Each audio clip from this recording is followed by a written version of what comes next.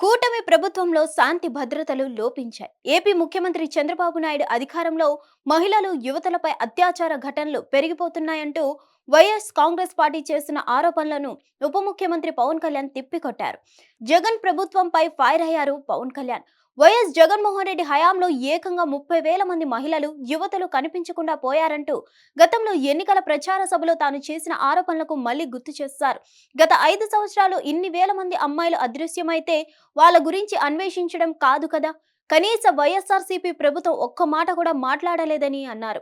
ఇప్పుడు ప్రభుత్వం మారిందని, చంద్రబాబు సారథ్యంలోని టీడీపీ, జనసేన, బీజేపీ సంకీర్ణ కూటమి ప్రభుత్వంలో మహిళలు, అమ్మాయిలకు ఎంతో రక్షణ కల్పిస్తున్నామని పవన్ కళ్యాణ్ అన్నారు. ఎన్టీఆర్ జిల్లాలో కనిపించకుండా పోయిన 18 మంది యువతులను గాలించడానికి ప్రత్యేకంగా ఓ టాస్క్ ఫోర్స్ ను ఏర్పాటు చేయడం పట్ల విజయవాడ పోలీసులను అభినందించారు. విజయవాడ పోలీసులు టాస్క్ ఫోర్స్ ను ఏర్పాటు చేయడాన్ని గర్వంగా భావిస్తున్నానని పవన్ కళ్యాణ్ చెప్పారు.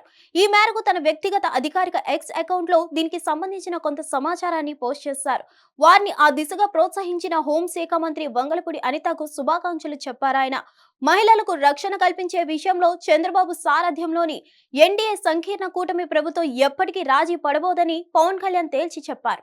మహిళల భద్రతకు తమ ప్రభుత్వం అత్యధిక ప్రాధాన్యత ఇస్తుందని పునరుద్ఘాటించారు. దీనికోసం ప్రత్యేకంగా సోషల్ మీడియాలో మహిళలను కించపరచడానికి వ్యతిరేకంగా బిల్లును సైతం తీసుకొస్తున్నామని అన్నారు. మహిళలు, యువతులకు రక్షణ కల్పించే విషయంలో గ్రామ స్థాయిలో ప్రజలు అప్రమత్తంగా ఉండాలని కోరారు. కాగా పవన్ కళ్యాణ్ చేసిన ఈ పోస్ట్ కు మంత్రి వంగలపూడి అనిత స్పందించారు. విజయవాడ పోలీసుల కృషిని గుర్తించినందుకు కృతజ్ఞతలు తెలిపారు.